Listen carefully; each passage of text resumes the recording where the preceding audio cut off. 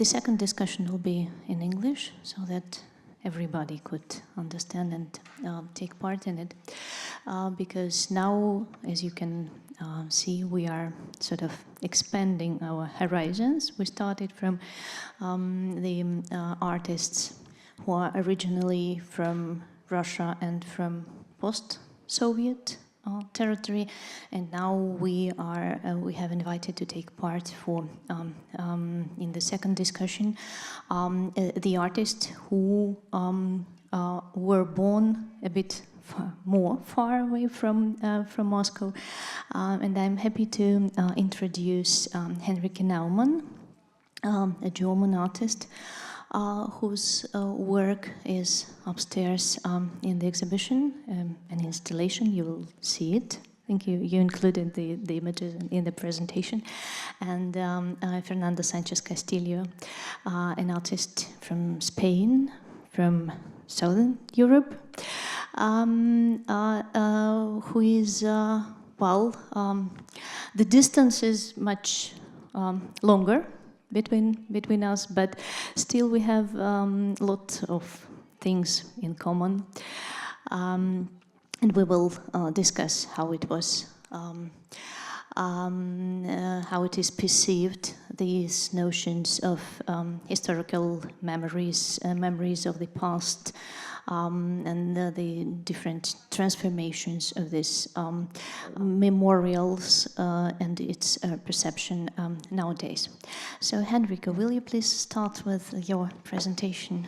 Yes, welcome, and thank you for having me. Yeah, I'm Henrike Naumann. I was born in Zwickau in the former GDR in '84, so I was 5 years old when the wall came down.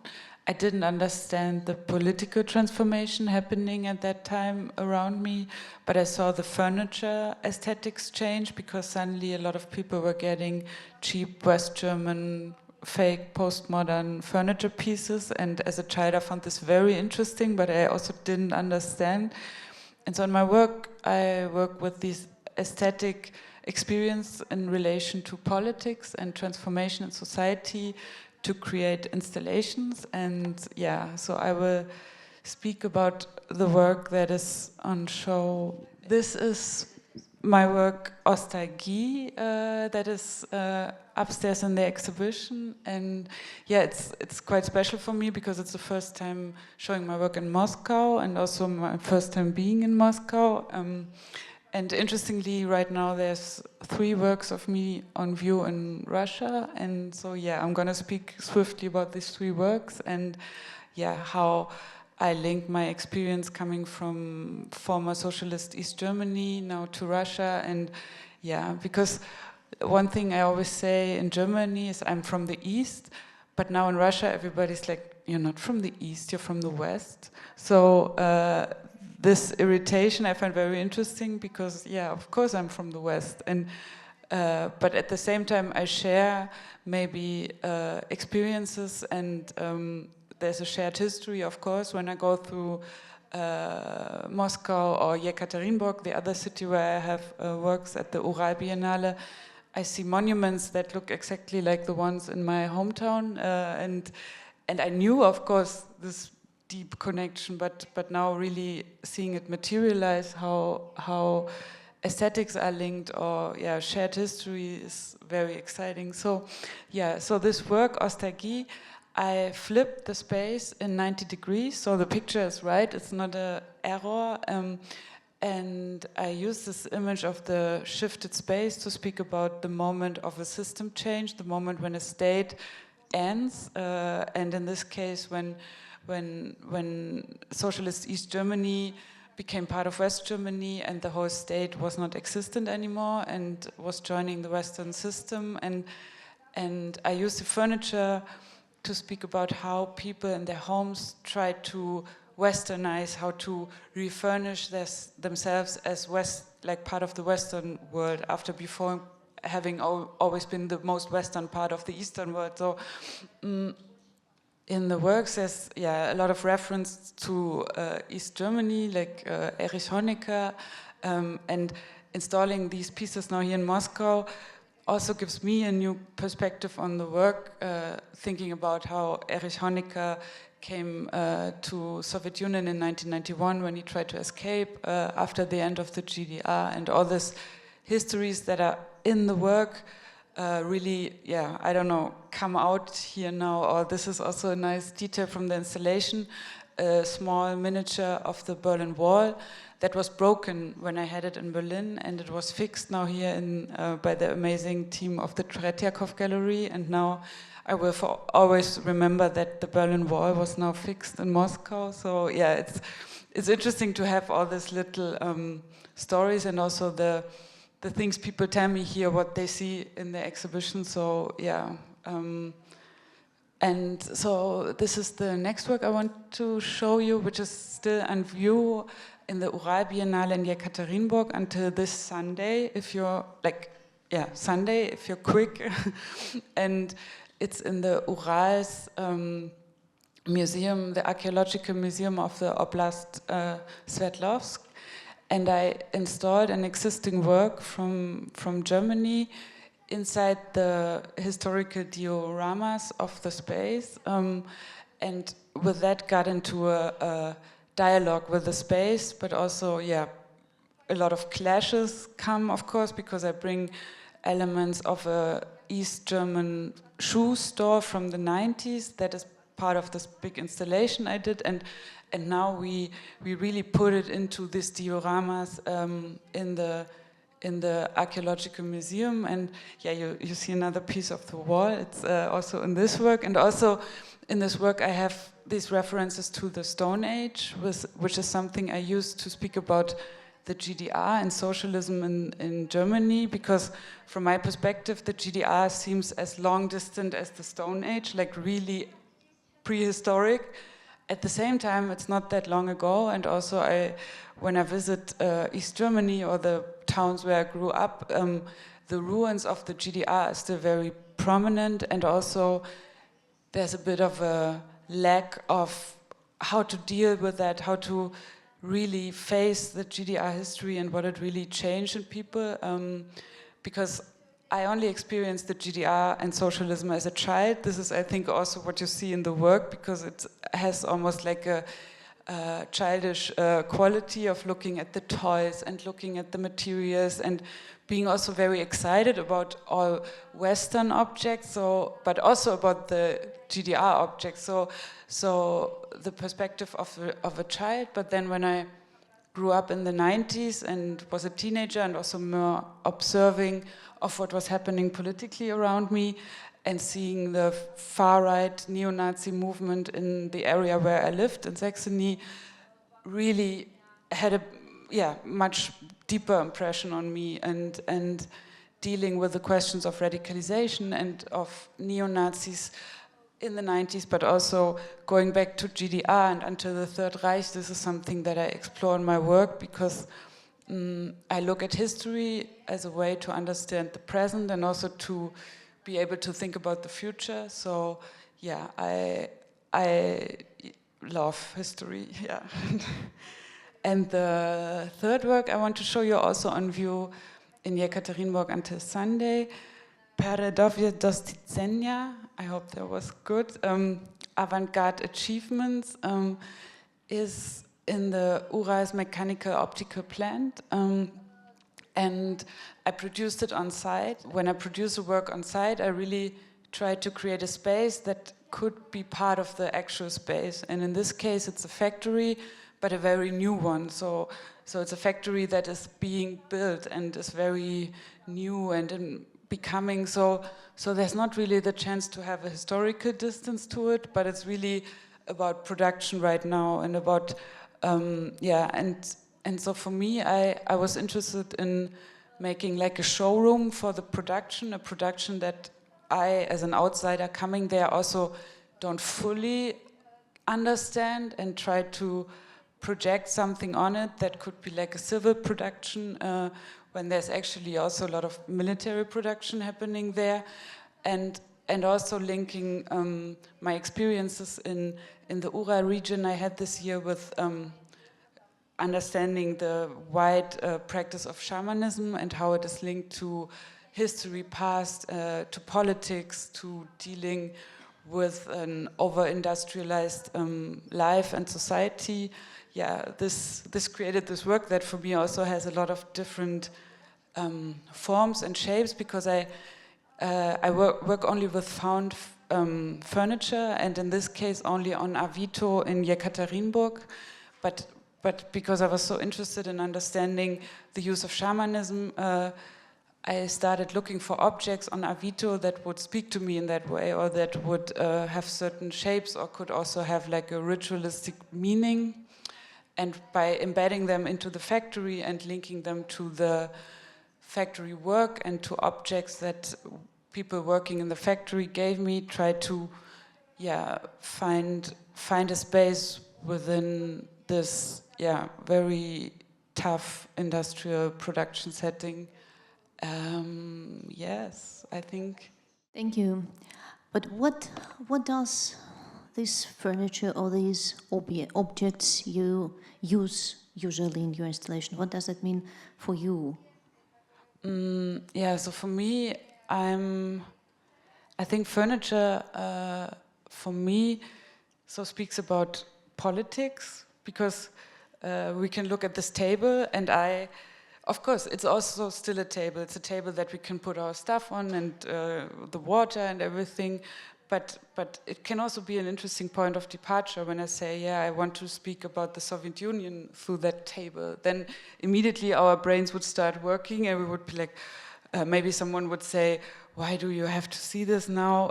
Or someone immediately starts to speak about their childhood. And so these furniture pieces, I use them very much as a conversation starter. And maybe this could also be something that is shared maybe in a post-Soviet and a post-socialist German context, about how to speak about political things without naming them, but everybody knows. So this whole idea of having codes, but that are very fluent or something that people can understand, but it will always be a table. So it's a way to speak about politics in a way that is not like, this is the artist who has a political message and this is the message, but no, it's more about finding a complex space where people can enter, start associating, and they could have very different experience, and in the best case start to speak to the other people. And I think that's what my work is about, and this is what I want to encourage with these spaces.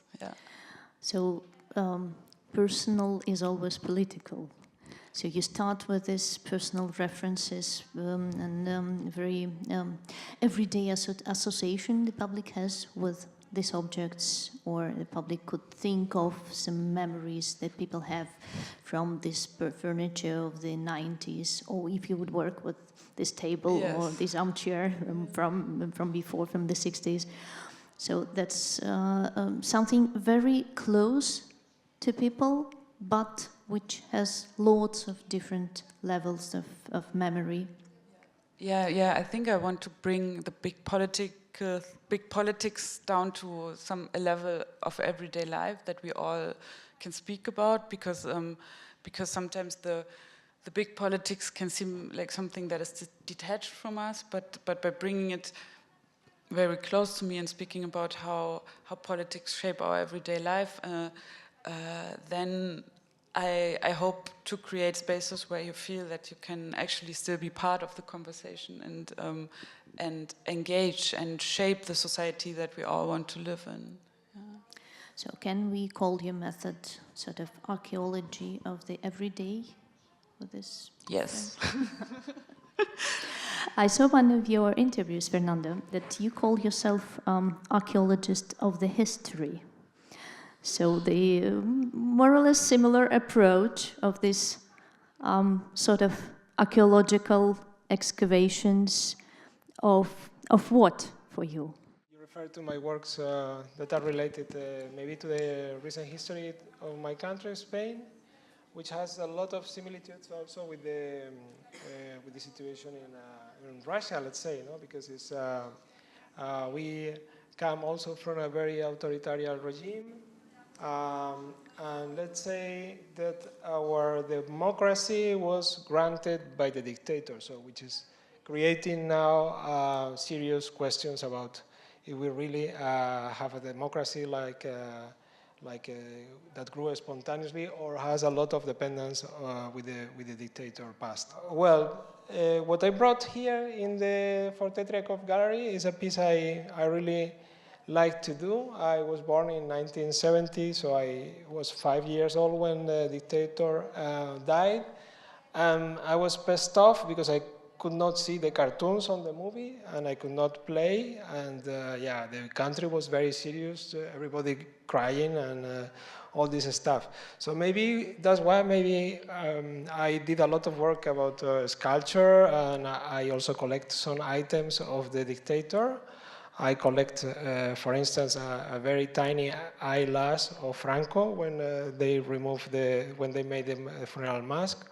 Or I had the opportunity to buy the big jet of Franco, the remainings, and I don't know if you could see the piece in the Riga Biennial, but well, I work a lot on that thing, and that's why sometimes I have to ask for asylum in other countries, because I'm kind of an uncomfortable archaeologist of these items that are in the street. The eyelash was in the property of one of my assistants that was working in the foundry for many years. So when the funeral mask arrived to the foundry, he picked up the two eyelashes. And he also told me that made the palm of Franco in bronze.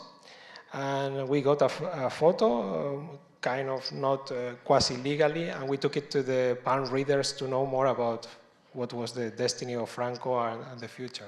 Well, but what I brought here is maybe because this kind of playing with history or to know more about what happened or private stories is what I brought here. I don't know if you visit the exhibition.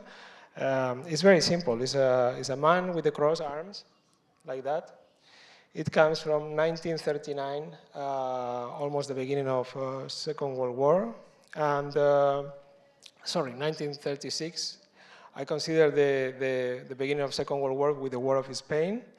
And he's a man that didn't raise the hand to Hitler in the shipyards of Hamburg.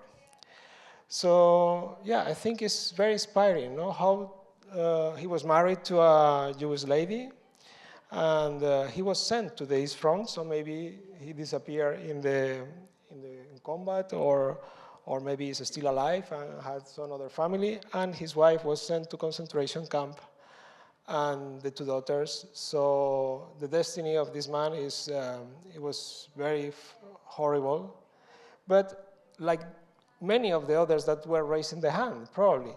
But this man made this statement for us. We just discovered in the 90s in a photo, and I was very impressed by that, and I wanted to share with this story or this inspiration to all of you. So for the first time I was in Berlin. In Berlin, I made an exchange of these figures. Nothing is for free. You have to make a little effort to think about what is compromise for you. What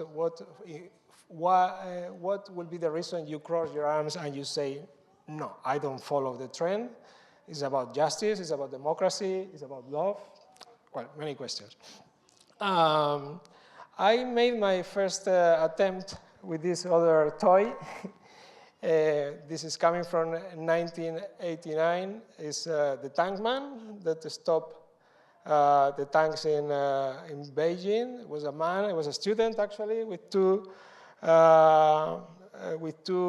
bags. And so I think by these toys I try to know more and to try to educate some people in some values, by a tiny toy, not by a big sculpture, not by a monument. And it's something you can hide in your pocket and take it to your home and start a conversation, or maybe the kids are asking why a man is just crossing the arms, is not shooting, or a man is with two bags and is not with a gun, or this kind of difference between toys. We are toys. So here in Moscow, I place also a vitrine, a glass vitrine, so you can be more private in your comments. So some of the comments maybe are hard at this moment to place on the wall, but must be written. So we need in art to be inspiration for the future and to know about the past is what Marcel Duchamp said. It's a game between the generations and different periods of art. What contemporary art is a game between different generations. So what I expect from this piece is to make an archaeology of the moment, as you mentioned, and to know more about what perspectives we have for future. So. Thank you. The trick is that the two participants sitting here on the table, each of them was born like 5 years before a very symbolic event in world history.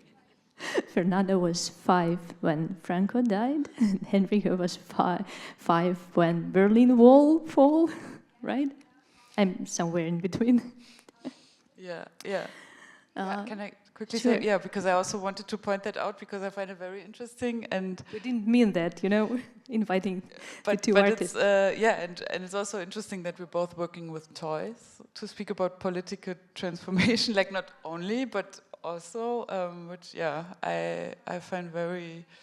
Fernando, so you work, of course, a lot with these notions of historical memory and with the symbols of different periods of the historical past, especially the past of the 20th century. But you also work with the notion of democracy and power. Even your work here in the exhibition upstairs is included into the chapter Dreams and Democracy. What is democracy for you? Will you show us some videos, maybe, yes, deal with this notion? I thought, I always think my work is quite boring, and I hate to talk about that, but I also like to make this kind of gift. I think art is kind of a giving act, activity. And I wanted to show unexpectedly for you, I know, but I thought it was very important because it's something that it comes from my Russian inspiration. I feel very much attached to Moscow, to Russia. It's my 6th time here, and I'm passionate of Moscow. I came for first time in 2000. It was different, much different. And my father was one of the kids that were sent to Russia. But fortunately or unfortunately, my grandmother picked up my father from the train, and finally he grew up in Spain. But he was always dreaming about what to do, his ideal life in the country of workers and stuff like that. And the video I wanted to show you is the first one. It's called Pegasus Dance. It was made in 2007. Which for me is a very historical year because, in 2008 there was this big crisis, economic crisis, social crisis. I think we can play it, number 1, Pegasus Dance, and I can comment it. I will talk because we are not in an art space, so it's about how to educate also police, riot police. It's made in the Netherlands. I tried in many other countries, like including my country, in Spain, when I was representing Sao Paulo Biennale, and in Germany, and finally in Netherlands. It took me 3 years to convince police to do this video. And my argument was always, you as coming from working in a country with the highest levels of democracy, according to international standards, should show that the police also is at the side of citizens. So I create a choreography in which a track is sad, is crying. It's a riot track. There's 4 policemen inside, and then the track is crying, cries, is alone and crying and desperately, like very sad. I was sad also in the north of Europe compared with my home country, so it's totally sad. Yeah, to convince them, I also show my previous work, and I also had to make a maquette of a riot track crying. So you can imagine my meetings how were with the policemen. So this is the second track. I told them, well, it's a love story. You have to go like looking for sex. Friday night. I don't know if you do that. I'm already married, so I don't behave like that, of course, but you know, this kind of feeling. I told police, well, let's do this encounter. So, yeah.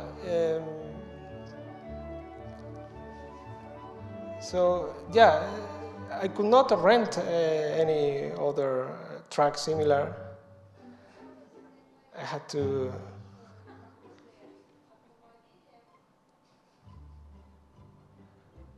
Maybe a little bit higher the music. It's when you start touching the hands of your couple. And as you see, it's again to consider the police like little toys or little servants, little animals that behave freely and naturally. It was to liberate the spirit of police that normally is to repress and not to dance. And well, I created a whole choreography about this. Maybe we can advance a little bit. Yeah, well, it's coming the orgasmus position, so I told them, well, you know, give some rounds around that, and then we start with some nice seduction. Yeah, so the whole life they are together. So I made kind of a full Kama Sutra for the two riot tracks. You can find it for free in Vimeo, in my Vimeo web page. So I don't want to bore you. So you see this attempt to show that the society could behave in a different way. Michel Foucault talks about the origins of the citizen and at the same time the starting of the laws of the police. And also Sartre mentioned that the real workers in May '68 were the police and not the students that were coming mainly from bourgeoisie in France. So it's a full video in which you see again this similitude with the elementary biology, like if they were little doggies moved to the seaside in a romantic night, and well, I had to follow the conditions of the police. They told me, you can play with our tracks after 3 years of permits, but you have to show our main weapon. We just bought something and you are going to work with us in promoting our weapon. And then I said, okay, maybe it's the only condition I have to follow, and then you will see the weapon.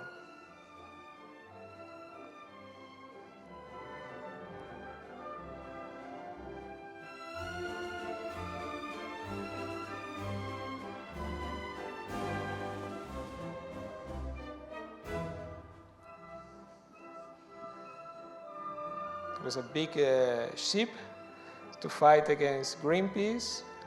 This is the Rhine River, and sometimes ecologists block the river to avoid any kind of transport of dangerous or pollution materials.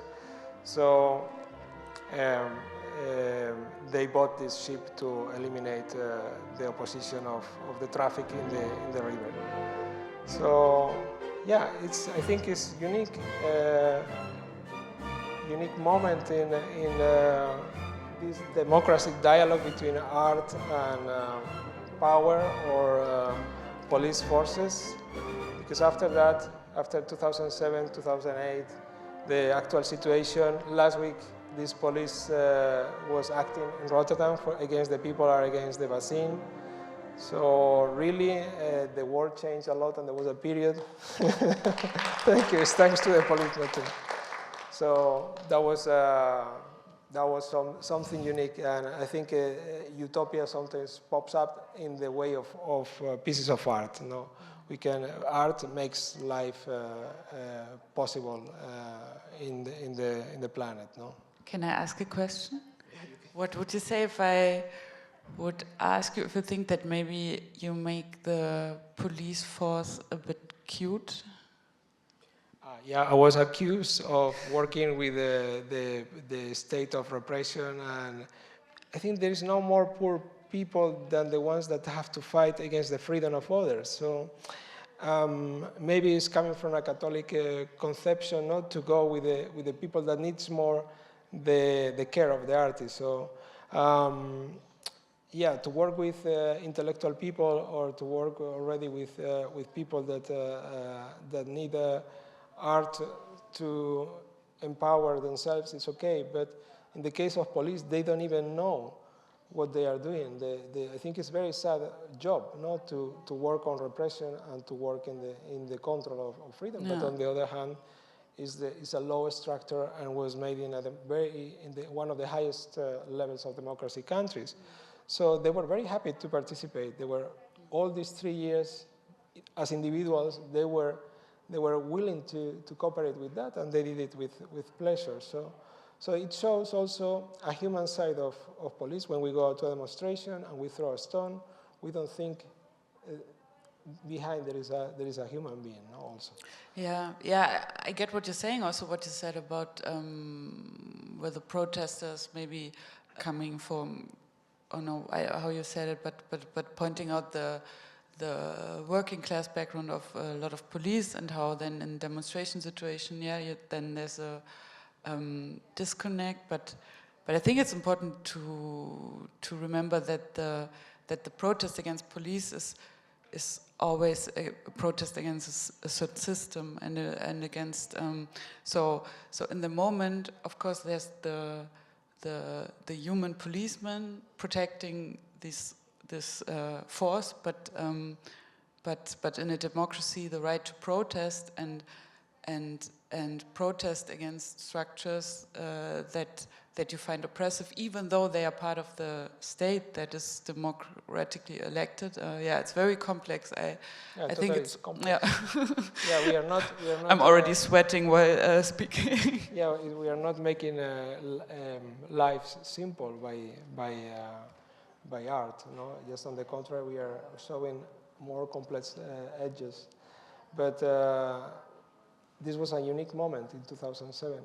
I said, now would be impossible. In 2008, the world changed.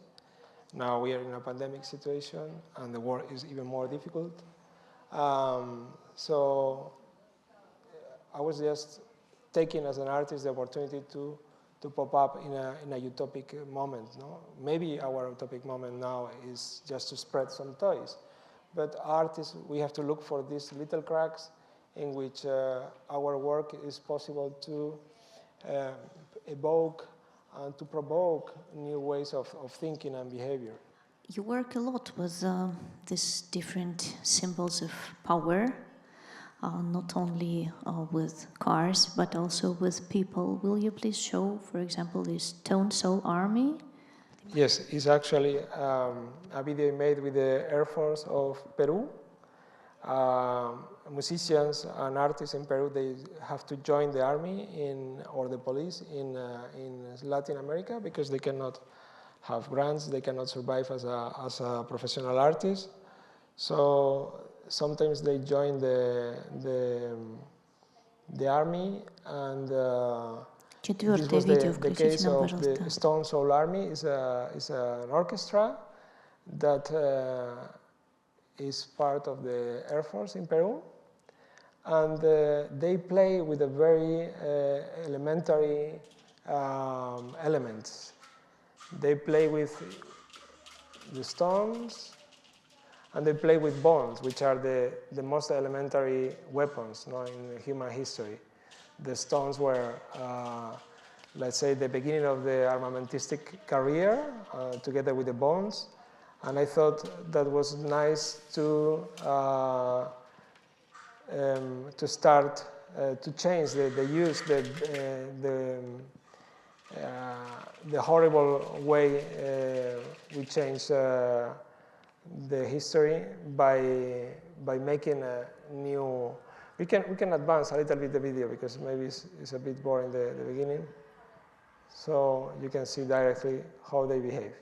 So this is Maestro Abraham Padilla, and you see we are in the Army Museum of Peru,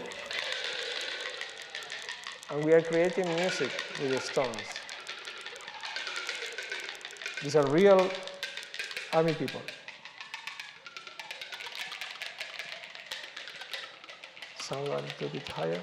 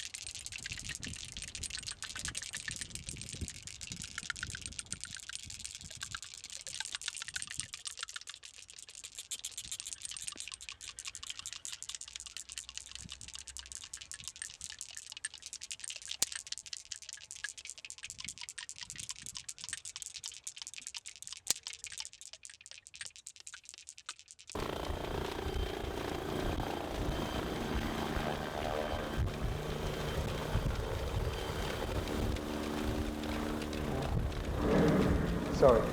This is the helicopter of the president of Peru, and it's a Russian helicopter. And so in this case, they are using the helicopter as a drum, for instance. So you see, they are really musicians, and they are trying to get the beauty from a weapon. And I thought it was very nice to re-educate also these army people, and also to convince the president of the Peru to have, at that moment was Colonel Humala, and it was very nice to have these people letting us the weapons to make music. How many years did you need to convince the Peruvian president to do that? This was surprisingly, Latin America, sometimes the impossible is possible.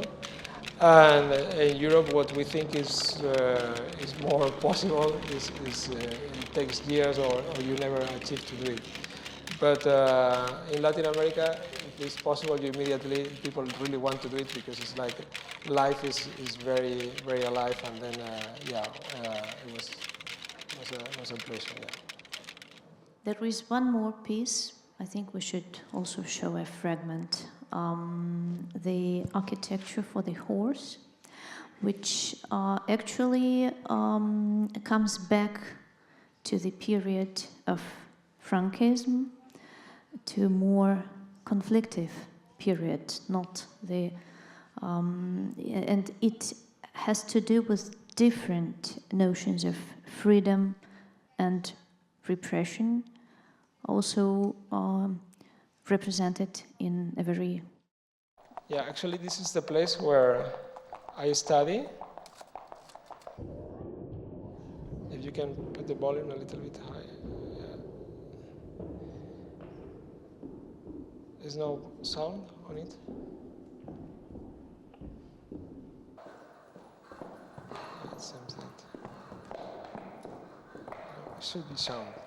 Well, it's the University for Philosophy in Madrid, and it was built in 1971, and it was a place where Franco and the dictator system learned what happened in Paris in '68, so they placed the university out of the city, and they made all the buildings accessible by police, for police by horse. So in fact, it was not made for students, but all the areas in the university we could get. You see, there is kind of big doors for the police to get into the rooms where we were learning. So the police could get by horse into most of the areas and get the students directly to prison. So when I got to know, there was no images because the students at that moment, they had no cell phones or cameras, and there was no images of the police there were witness people that were there, but there was no way to prove it. There was a few photos of the police journalists in the outside of the buildings, but there were not many. There were not any inside the building. So to the building, it was missing this image of the horse as an architectural element. So yeah, I got Amanda was able to ride the horse into the spaces, and unsurprisingly, his horse to operate into the building is not very common. Had to dance because it was a way to relax and was a way to structure its mind and to avoid fear.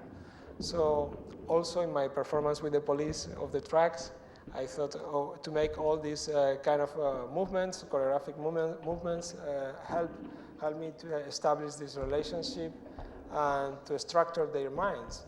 So it was very interesting how the building was really reacting to the police by horse.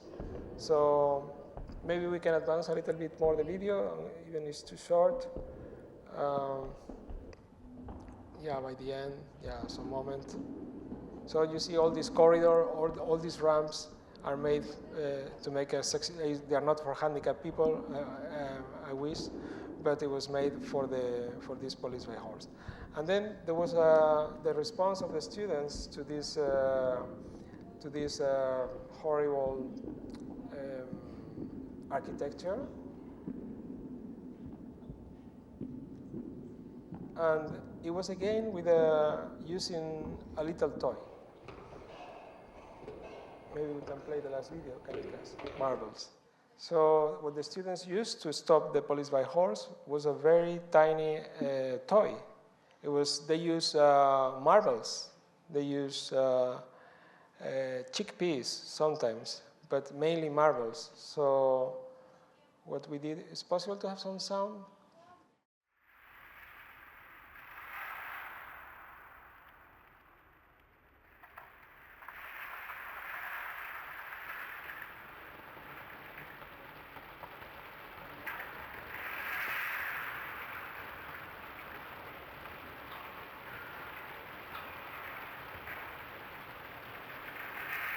So students were throwing marbles to the police by horse, and once the horses were on the floor by the action of the marbles, they will never dare again to enter into the student spaces. So I was amazed once more how little toys could stop a whole machinery of power under pressure, and how these spaces were secured by the action of the little toys. So I hope that the same will happen with the action of these little toys. Thank you. So it frequently happens in your works that the symbols of power become very human, actually, or the symbols of conflict become really, really human, a little bit funny or nice or tiny. And thus, it seems to be like a solution of the conflict to remain human always. There is a chapter of the exhibition Diversity United, which is called Memory and Conflict. Henrike, your work takes part of this piece. What is memory and conflict, and what is art in this situation for you? Yeah, maybe I will show something again. Can we go to my presentation again? Because I think, yeah, like, no, looking at your work and seeing, yeah, like there's really some interesting connections in the way we deal with very, like, tough topics, right? And very complicated topics, and finding a language that is very relatable, and even where it's also fun to look at the works that deal with these complicated things. So, yeah, so yeah, in a way, finding a way how these very hard topics can become something that is productive to deal with, that can be fun to deal with, that is something that after seeing a work we want to speak about, or in my case, you invite people to take toys home with them, for example. I invite people to sit in the work, to sit in very complicated works also, and works that deal with terrorism, with radicalization, with violence, with weapon production. But then at the same time, it's always about, like that. Then still, it's people who do it, right? It's not aliens who commit crimes or who produce weapons or who like it's not something that is outside of our human sphere and out of our societies. So bringing these very tough and complicated issues so close that we ultimately have to think about, could that be me? Could I be the person doing that? And I think this is also why my installations are always without performances or performers doing something there, because I want the visitor, the audience, to be the performer, the person who's entering the space and who, for this moment, can imagine him or herself being in that shoes, being in that position, and thinking, okay, this could be my reality. Yeah.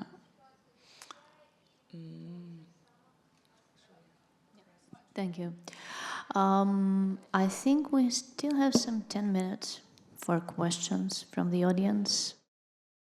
I have a question to На самом Fernando. деле, мне только что A просто friend of написала моя mine подруга, wrote которая to вчера me. She была на visited the выставке, exhibition и она yesterday, получила and she памятник, received a вот принесла его домой и monument, поставила на and she полку, brought и it home как бы and put it я on her поняла, shelf. что, в общем, конечно, And этот проект I рассчитан realized на that личное this project использование дома. Понятно, что means это that как you бы should use it такой at момент, когда вы должны home потом подумать об этом, individually. а There will be сначала time for подумать you и to think сформулировать свои about it мысли о том, later что для вас and свобода, formulate демократия, то your есть это как бы idea of работа со democracy зрителем, and freedom. но и It's как бы working работа with the потом уже как audience. бы, которая It's продолжает жить у вас something that дома, что continues интересно. after you Но вот leave как the бы тот exhibition and момент, go как это home. выставлено, But the way она it меня was спросила, почему built, вы it was решили, shelved. She попросила asked задать me вам этот to вопрос, address this question почему to они you. представлены Why на they are выставке таким presented образом, что in the кажется, что идея exhibition переворачивается in such полностью. a То есть way получается, that что вы the взяли человека, idea который был looks один, не like похож на upside всех down. You остальных, и take a он выражал person как who бы is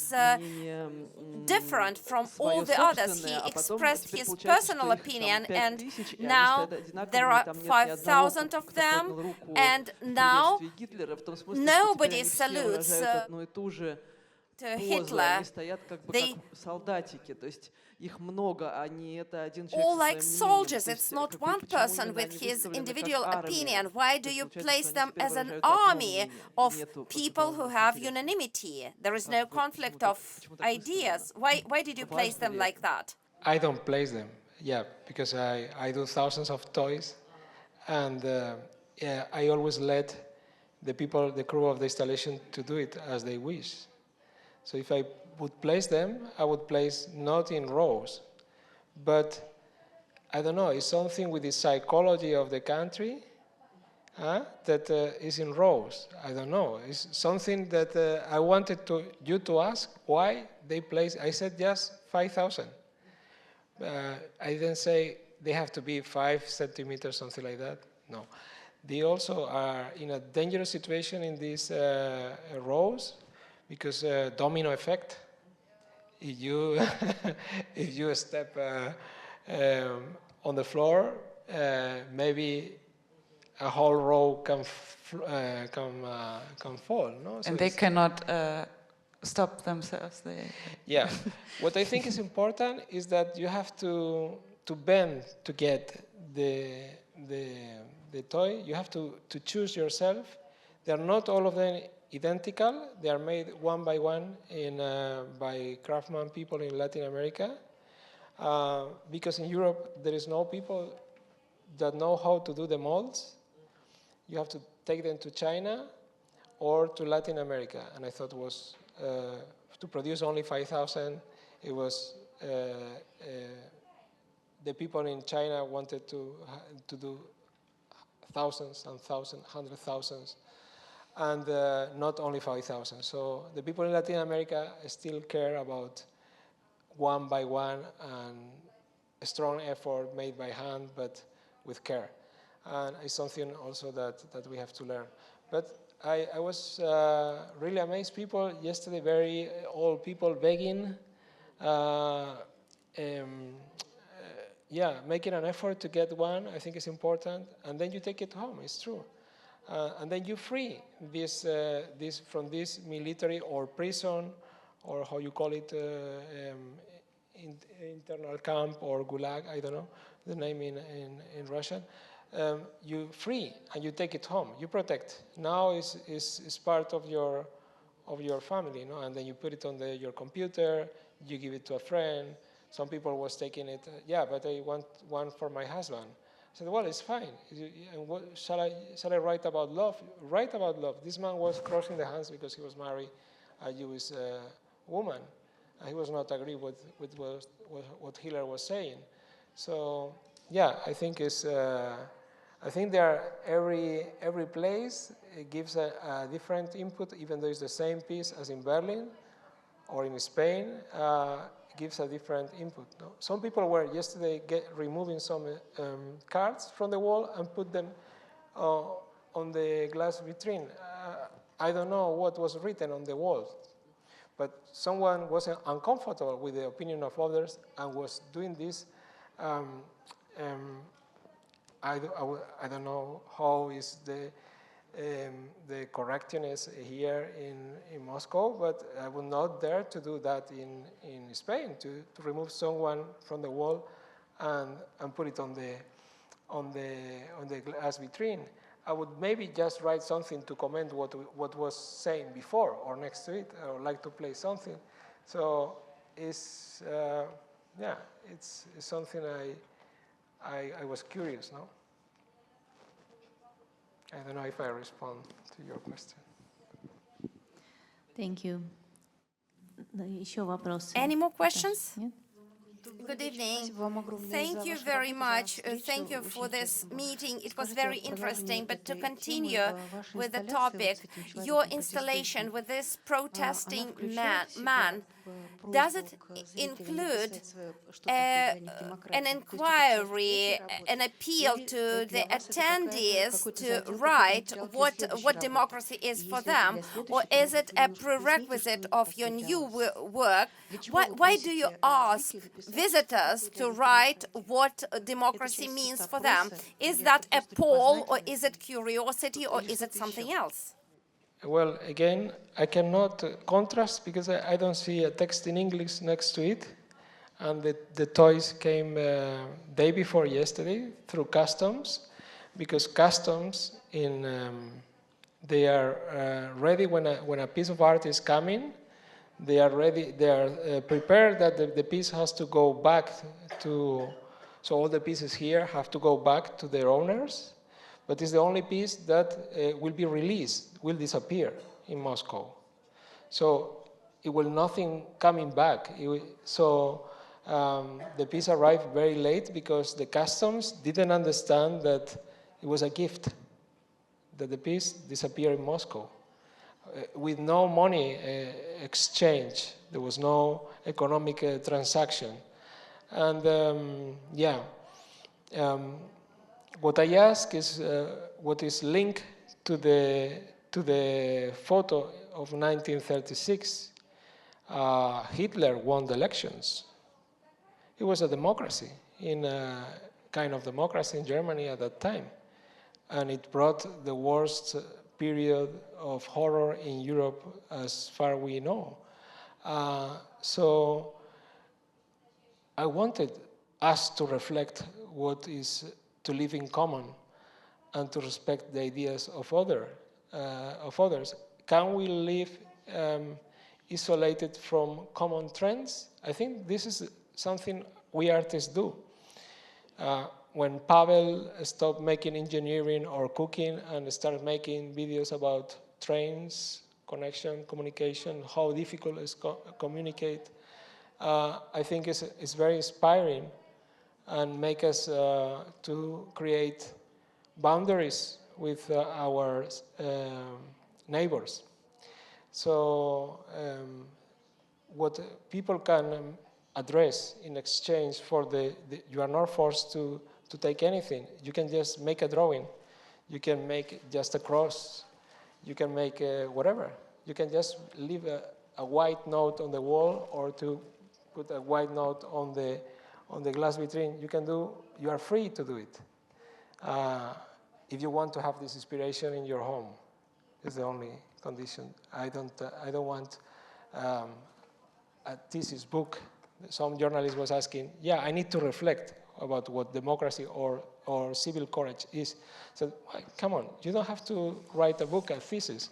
It's just by doing that, you are showing something, just by crossing your arms, just by bending yourself to pick a little toy. Your body language is so strong, more strong than words many times.